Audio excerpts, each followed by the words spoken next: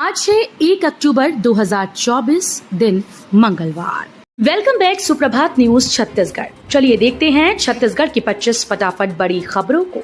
इससे पहले न्यूज को आप कहां से देख रहे हैं कमेंट बॉक्स में हमें जरूर बताएं, साथ ही वीडियो को लाइक करें। किसानों के लिए बड़ी खबर, सीजी में 15 नवंबर से शुरू होगी धान खरीदी। छत्तीसगढ़ के किसानों के लिए बड़ी काम की खबर है। छत्तीसगढ़ में धान खरीदी को लेकर मंत्रिमंडलीय उप समिति की बैठक खत्म हो गई। बैठक के बाद खाद्य मंत्री व समिति के अध्यक्ष मंत्री दयाल दास बघेल ने जानकारी देते हुए बताया कि 15 नवंबर से धान की खरीदी की शुरुआत होगी, जिसका प्रस्ताव पारित किया गया है। छत्तीसगढ़ को केंद्र से मिली बड़ी सौगात, 4 नई सड़क परियोजनाओं को मंजूरी। छत्तीसगढ़ को केंद्र सरकार से फिर नई सौगात मिली। केंद्रीय सड़क परिवहन मंत्री नितिन गडकरी ने राष्ट्रीय राजमार्ग परियोजनाओं की समीक्षा बैठक के दौरान प्रदेश में 4 नए प्रोजेक्ट को मंजूरी दी। केंद्रीय मंत्री नितिन गडकरी ने छत्तीसगढ़ को 10,000 करोड़ रुपए की बड़ी सौगात दी। इस राशि से राज्य में 4 नई राष्ट्रीय राजमार्ग परियोजनाओं की डिटेल प्रोजेक्ट रिपोर्ट तैयार की जाएगी। शराब दुकान बंद, 2 अक्टूबर को नहीं मिलेगी शराब। गांधी जयंती पर शुष्क दिवस घोषित। राज्य शासन द्वारा गांधी जयंती के अवसर पर शुष्क दिवस घोषित किया गया है। बुधवार 2 अक्टूबर 2024 को गांधी जयंती के अवसर पर प्रदेश की समस्त देसी विदेशी कंपोजिट प्रीमियम मदिरा की फुटकर दुकानों FL3, सपना बार एंड रेस्टोरेंट महासमुंद, देसी मदिरा भंडारण भंडागार महासमुंद और देसी विदेशी कंपोजिट अहातों को बंद रखने का आदेश दिया गया है। छत्तीसगढ़ के युवाओं के लिए खुशखबरी, 3700 से ज्यादा पदों पर शुरू हो गई भर्ती। छत्तीसगढ़ शासन के विभिन्न विभागों में बड़े पैमाने पर युवाओं की भर्ती प्रक्रिया शुरू हो चुकी है। मुख्यमंत्री विष्णुदेव साय की पहल पर अब तक 8 विभागों में 3737 पदों की भर्ती के लिए वित्त विभाग से मंजूरी मिल चुकी है। खाली पदों को भरने के लिए सभी विभाग सक्रिय रूप से प्रस्ताव तैयार कर रहे हैं। दुर्गा पूजा में कोयला कर्मियों को मिलेगा 93,750 रुपए का बोनस। छत्तीसगढ़ के कोरबा कोल इंडिया और इसकी सहायक कंपनीज में काम करने वाले कोयला मजदूरों के बोनस पर प्रबंधन और यूनियन के बीच सहमति बन गई। इस साल दुर्गा पूजा में प्रत्येक कोयला कामगार को अधिकतम 93,750 रुपए का बोनस मिलेगा। इसका भुगतान 9 अक्टूबर से पहले सभी कोयला कामगारों को कर दिया जाएगा। नवरात्रि से पहले बिजली की खपत 5,000 मेगावाट के पार। छत्तीसगढ़ के कोरबा जिले में नवरात्रि शुरू होने से पहले ही प्रदेश में बिजली की खपत 5,000 मेगावाट के पार पहुंच गई। इसकी आपूर्ति को बनाए रखने के लिए छत्तीसगढ़ बिजली उत्पादन कंपनी की सभी इकाइयां चलाई जा रही हैं। पिछले कुछ दिनों से तापमान में उतार चढ़ाव का असर भी बिजली की मांग और आपूर्ति पर पड़ रहा है। हवाई यात्रियों के लिए बड़ी खबर, हैदराबाद जगदलपुर रायपुर फ्लाइट का बदला सेक्टर। बस्तर में विमानन सेवा के विस्तार का दौर जारी है। इंडिगो की रायपुर जगदलपुर हैदराबाद फ्लाइट शुरू होने के बाद एलायंस ने इस सेक्टर पर अपनी सेवा बंद कर दी थी, लेकिन अब एलायंस ने सेक्टर बदल दिया है। इसके तहत अब फ्लाइट रायपुर से हैदराबाद के बीच नहीं, बल्कि बिलासपुर से हैदराबाद के बीच चलेगी। जंगली हाथियों का आतंक, बस्ती में पहुंचकर जमकर मचाया उत्पात। रायगढ़ जिले में जंगली हाथियों का आतंक लगातार जारी है। जंगलों में विचरण करने वाले हाथियों का दल शाम होते ही गांव की बस्ती तक पहुंचकर जमकर उत्पात मचाते आ रही हैं। बीती रात धर्मजयगढ़ और रायगढ़ वन मंडल को मिलाकर हाथियों ने कुल 92 किसानों की धान की फसल को नुकसान पहुंचाया। इस मामले की जानकारी मिलते ही वन विभाग की टीम मौके पर पहुंचकर नुकसान की आकलन करने में जुटी है। पहाड़ी से होकर जाते हैं धान बेचने। कई गांव के ग्रामीण ने की खरीदी केंद्र खोलने की मांग। बालोद जिले के वनांचल क्षेत्र डोंडी लोहारा विकासखंड के आधार दर्शन गांव की ग्रामीण धान खरीदी केंद्र खोलने की मांग लेकर कलेक्ट्रेट पहुंचे। किसानों ने बताया कि विगत 2 साल से धान खरीदी केंद्र खोलने की मांग कर रहे हैं। 10 किलोमीटर दूरी तय करनी पड़ती है। वहीं दूसरी ओर वापस धान भेजकर लौटते समय उन्हें आधी रात हो जाती है, जिसके कारण वनांचल क्षेत्र में जंगली जानवरों का खतरा बना रहता है। छात्रों के लिए बड़ी खुशखबरी, PRSU में होटल मैनेजमेंट PG मंजूर। पंडित रविशंकर शुक्ल विश्वविद्यालय ने उच्च शिक्षा विभाग को master of hotel management course शुरू करने का प्रस्ताव भेज दिया है। शासन ने इसे मंजूर कर लिया। Master of hotel management course नए शैक्षणिक सत्र से 30 सीटों के साथ शुरू होगा। छत्तीसगढ़ की प्राकृतिक खूबसूरती और सांस्कृतिक ऐतिहासिक स्थलों के दर्शन करने हर साल लाखों पर्यटक छत्तीसगढ़ आते हैं।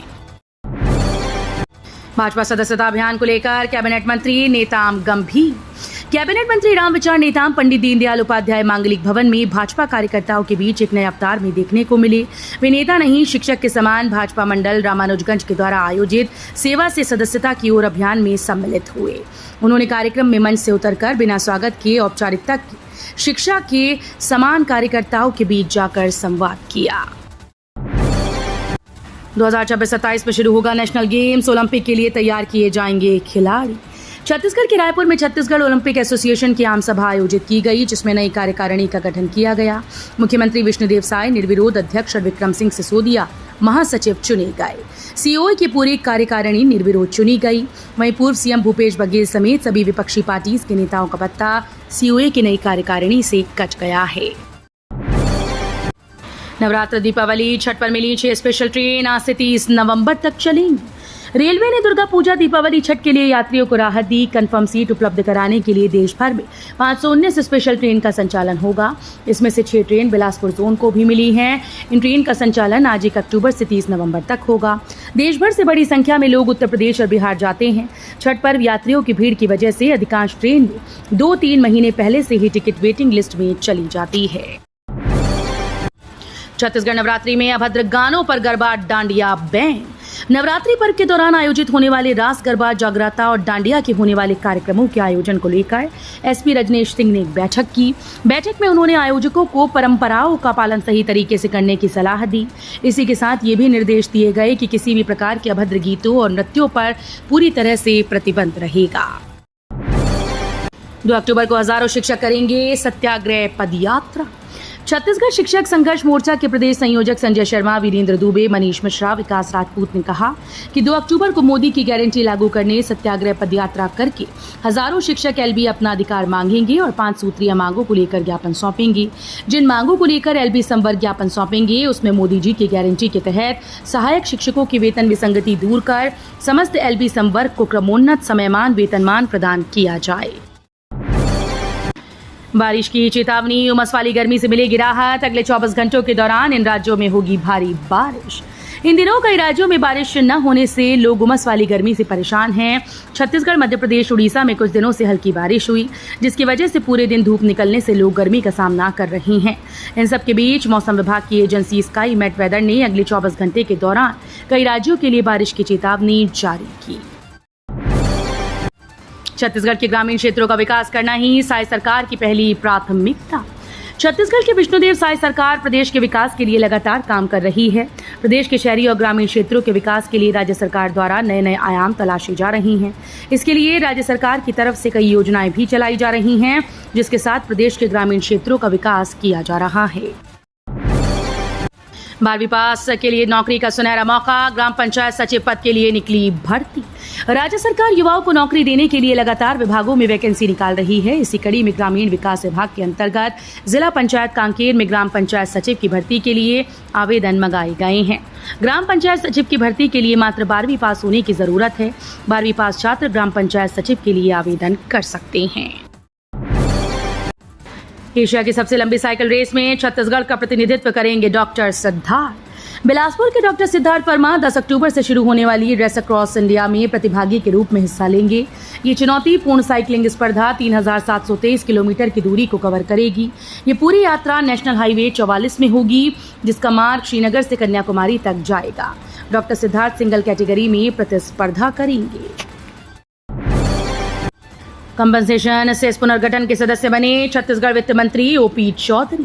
देश में जीएसटी के तहत कंपनसेशन सेस के पुनर्गठन के लिए मंत्रियों के समूह का गठन किया गया।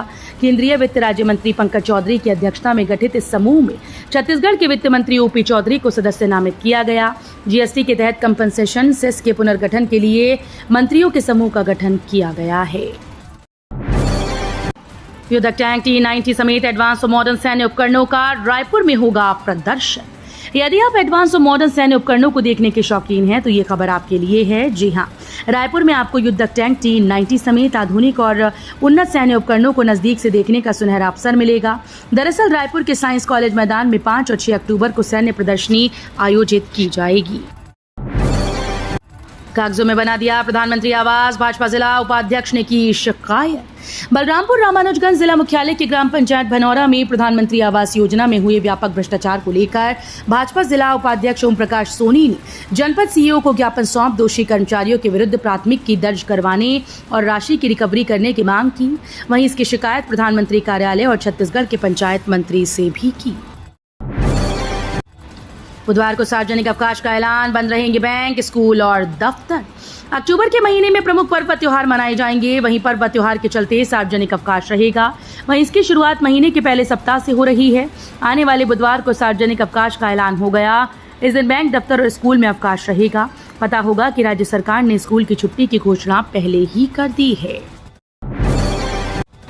कबाड़ में मिल रही किताबें, प्रदेश के सभी स्कूल में SCERT की पाठ्य पुस्तक अनिवार्य करने की मांग। छत्तीसगढ़ पाठ्य पुस्तक निगम की किताबें कबाड़ में मिल रही हैं। पाठ्य पुस्तक निगम से करोड़ों के घोटाले की खबरें प्रतिवर्ष आती हैं। पुस्तकों की छपाई, वितरण, स्कूल में पढ़ाए जाने का सब गोलमाल हो रहा है, लेकिन सरकार इस समस्या का ठोस उपाय नहीं कर पा रही।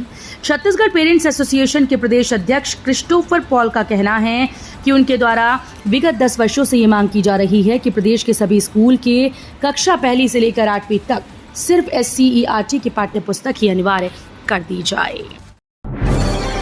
छत्तीसगढ़ में 5 लाख तक का इलाज मुफ्त, साई सरकार की ये योजना बनी संजीवनी। छत्तीसगढ़ को संवारने की दिशा में आगे बढ़ रही मुख्यमंत्री विष्णुदेव साई की अगुवाई वाली सरकार लगातार प्रदेश के विकास के काम कर रही है। यही वजह है कि साई सरकार की अभी तक के अल्प कार्यकाल में प्रदेश ने कई नए आयाम स्थापित किए हैं। एक ओर जहां महतारी वंदन योजना से महतारियों को आर्थिक सहायता मिल रही है, वहीं दूसरी ओर प्रदेश के अन्नदाताओं का भी विशेष ख्याल रखा जा रहा है।